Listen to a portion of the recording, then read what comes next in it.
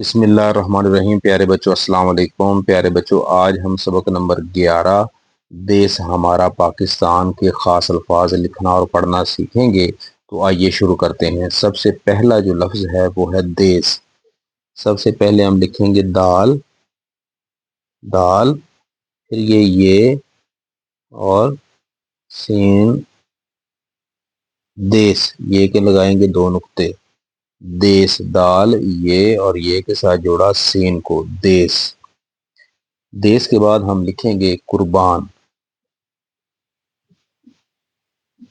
یہ کاف ہے، کاف کے اوپر لکھیں گے لگائیں گے پیش کو، کاف پیش رے کر، یہ بڑا کاف ہے، منقوطہ کاف ہے نقطوں والا، جو نقطوں والا کاف ہوتا ہے اسے بڑا کاف بھی کہتے ہیں۔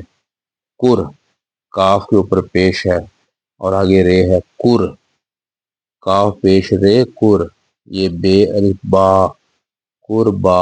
آگے ہم لکھیں گے نون، قربان، دیس قربان۔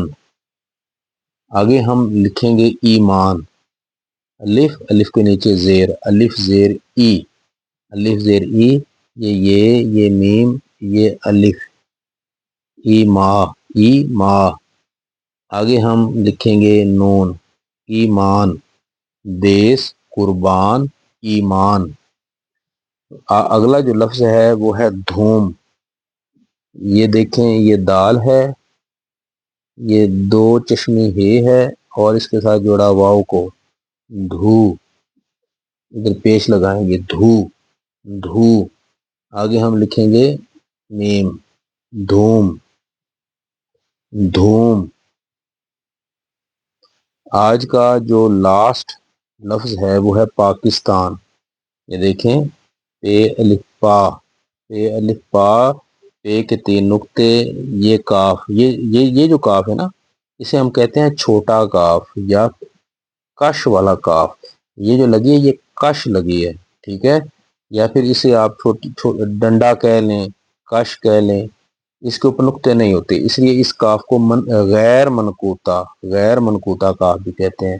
یہ پے الف پا کاف پاک، آگے اس کے ساتھ جوڑیں گے سین کو، سین کے ساتھ جوڑا تے کو، تے کے ساتھ جوڑا الف کو، تے کے نقطے لگائیں گے 2، یہ کاف کے نیچے زیر لگائیں گے، پاکستہ۔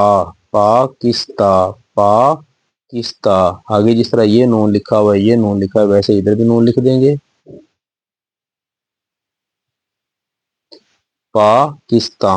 پاکستان۔ آئیے اب ریڈنگ کرتے ہیں۔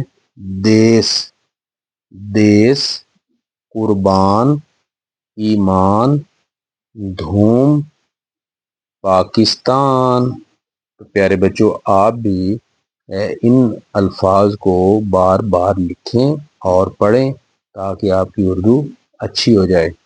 ملیں گے کسی اور سبق کے ساتھ، تب تک کے لیے اللہ حافظ۔